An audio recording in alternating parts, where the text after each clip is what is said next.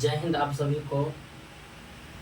आज मैं फिर से आप लोगों के बीच एक मैथ का नया टॉपिक क्षेत्रमितीय गणित से रिलेटेड, जिसे हम वृत्त से संबंधित इसका जो बेसिक चीज़ और इसका जो फार्मूला होता है वो सब आपके बीच लेकर आए हैं। जो एक वृत्त होता क्या है, वृत्त में इसका जो फार्मूला होता है, एक फिगर में कैसे समझेंगे वृत्त का, इससे रिलेटेड टॉपिक क्या होता है। तो पहले हम इसमें एक फिगर पार दिए हैं, पहले फिगर के बारे में जानकारी दे देते हैं। तो ये जो एक क्या है, एक सर्किल है, यानी जिसको हम लोग हिंदी में वृत्त कहते हैं, यानी सर्किल जो ये है वृत्त। तो इस सर्किल में होता क्या है, जो हमारा एक सेंटर पॉइंट होता है ना, वो सेंटर पॉइंट से इसका जो वृत्त की जो लंबाई होती है और सेंटर पॉइंट की जो दूरी होती है हमारा त्रिज्या होता है। और इस सेंटर पॉइंट से जो अगली जो हमारी जो एक रेखा निकलेगी वो दोनों मिलकर हमारा एक व्यास कहलाता है। ये भी त्रिज्या है, इतना भी त्रिज्या है ना। ये दोनों मिलकर दोनों हमारा व्यास कहलाता है। ये जो गोलाकार है हमारा वृत्त है। ये जो चाप की लंबाई होगी, जब हम वृत्त चारों घुमाते चाप की लंबाई होती है हमारा परिधि होती है। और जब हम कोई वृत्त के जब दो बिंदु को हम मिलाते हैं ना, उसका नाम जीवा हो जाता है। यानी वृत्त के किन्हीं दो बिंदु को मिलाएंगे वो हमारा जीवा हो जाएगा। केंद्र से जो होगी परिधि की दूरी हमारे त्रिज्या कहला जाएगी। चाप की जो पूरा लंबाई होगा हमारा परिधि होगा। और जो गोलाकार हमारे इसका नाम वृत्त हो गया, है ना। तो ये त्रिज्या इतना हुआ, ये भी जितना त्रिज्या होगा उतना त्रिज्या ये भी होगा। आप उधर ऊपर भी त्रिज्या ले सकते हैं और नीचे भी त्रिज्या आप ले सकते हैं। ये हमारा एक वृत्त है। वृत्त में आपको परिधि ध्यान रखना है, त्रिज्या ध्यान रखना है, व्यास ध्यान रखना है। ये हमारा वृत्त है। और इसमें जो कभी कभी होता है जीवा भी आपको ध्यान रखना है। और केंद्र से जो गुजरने वाली जो सबसे बड़ी जीवा होती है ना, वो व्यास कहलाती है। यानी इसमें जो केंद्र से जो जीवा गुजरेगी वो हमारा व्यास होगा। तो आपको वृत्त के दो बिंदु को मिला देंगे ना तो भी हमारा यानी कि जीवा कहला देगा। और व्यास जो होगा ना, व्यास हमेशा केंद्र से गुजरता है।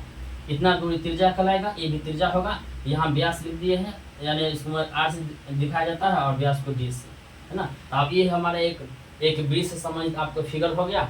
इसमें देखो आप समझते हैं वृत्त होता क्या। ये जो हम दिए हैं वृत्त, यानी जिसको बोलते हैं सर्किल वृत्त। तो हम लिख पढ़ी ऐसे लिख दिए हैं, किसी निश्चित बिंदु के चारों तरफ किसी निश्चित लंबाई की रेखा 360 डिग्री का कोण बनाता है, उसे वृत्त कहते हैं। यानी कोई हम बीच में एक बिंदु ले लेंगे, जब उसके चारों तरफ जब हम पूरा मूव करा देंगे, घुरा देंगे ना, तो जो पूरा सर्किल जो पूरा घूम जाएगा ना, तो वो 360 डिग्री का कोण बनाएगा, उसी को वृत्त कहते हैं। आप ऐसे भी याद रख सकते हैं। तो जब कोई सर्किल जब घूमकर चारों तरफ 360 डिग्री का कोण बनाता है ना, उसी को हम वृत्त कहते हैं। या अथवा हम लिख दिए हैं, वृत्त बनाई गई 360 डिग्री के कोण को वृत्त कहते हैं। वृत्त माना चारों ओर, जब कोई रेखा चारों साइड घूम के 300 जब घूम जाती है ना, तो वह 360 डिग्री का कोण बनाता है, उसी को हम वृत्त कहते हैं, ठीक है ना। आप इसका आप याद रखिएगा, इसमें जब पूरा घूमेगा तो 360 डिग्री का आपको कोण बनाएगा। उसके बाद इस वृत्त में जो भी हम आपको टॉपिक समझाए हैं, इसमें परिधि होती है, त्रिज्या होती है, व्यास होती है, जीवा होती है और वृत्त होती है। यहाँ हम सब टॉपिक लिख दिए हैं। यानी परिधि जिसको बोलते हैं सरकमफ्रेंस बोलते हैं इंग्लिश में। त्रिज्या यानी रेडियस होता है, व्यास यानी डायमीटर होता है, फिर जीवा होता है। देखिए अब हम समझा देते हैं कि परिधि होता क्या है। तो परिधि मतलब होता है जो वृत्त की जो चाप की लंबाई होती है ना, वृत्त की जो चाप की लंबाई होती है वो परिधि कहलाती है। यानी वृत्त की चाप की लंबाई ही वृत्त की परिधि कहलाती है। उसके बाद त्रिज्या क्या होता है, तो केंद्र से परिधि की दूरी त्रिज्या कहलाती है। ये जो केंद्र है, यहाँ से जो परिधि की दूरी है ना, वो त्रिज्या कहलाएगी। उसके बाद जो व्यास क्या होता है, तो व्यास होता है यानी ध्यान क्या कि केंद्र से गुजरने वाली जीवा को व्यास कहते हैं। जो केंद्र से जो जीवा गुजरती है ना, उसी का नाम क्या होता है, तो व्यास होता है ना। आगे भी ध्यान रखते हैं कि जो व्यास होती है ना, वो त्रिज्या की दुगुनी होती है। इतना त्रिज्या ए भी हुआ, इतना त्रिज्या ए भी हुआ, या आपको क्या कहलाएगा, आपको व्यास कहला जाएगा। उसके बाद आपको होता है यहाँ पे जीवा क्या होता है, तो जीवा को हम बताएंगे वृत्त के किन्हीं दो बिंदुओं को मिलाने वाली रेखा क्या बोलते हैं, आपको जीवा कहते हैं। वृत्त के ये बिंदु हुआ, ये दोनों के बिंदु को मिला दीजिए, वो हमारा जीवा कहला जाएगा। उसके बाद इससे वृत्त से संबंधित कुछ फॉर्मूला होते हैं जो आपको हम लिख दीजिए। पहला जो वृत्त का क्षेत्रफल क्या होगा, तो पाई आर स्क्वायर होगा। वृत्त की परिधि क्या होगा, 2 पाई आर होगा। और वृत्त की जो त्रिज्या होती है वो व्यास बटा 2 होता है। वृत्त की त्रिज्या फॉर्मूला होगा व्यास बटा 2 हो जाएगा।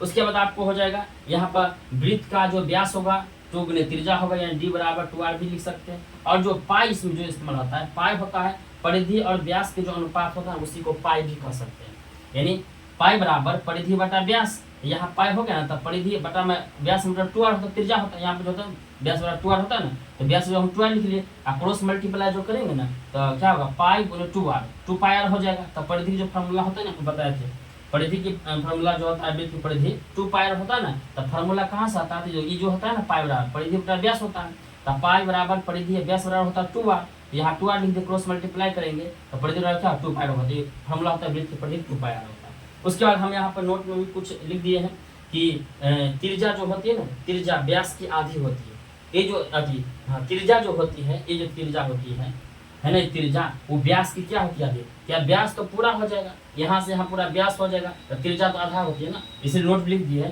त्रिज्या व्यास की आधी होती है। उसके बाद आप व्यास क्या होगा, तो व्यास त्रिज्या की दुगुनी होती है, ध्यान रखना आपको, ये जो व्यास है ना वो त्रिज्या की दुगुनी, यहाँ से इतना त्रिज्या इतना त्रिज्या दोनों होगा, 2 त्रिज्या हो गया तो दुगुना हो जाएगा, ये नोट में लिख दिए हैं कि व्यास त्रिज्या क्या होती है, दुगुनी होती है। उसके बाद जो पाई होता है, पाई का मान 22/7 या 3.14 होता है, ठीक ना।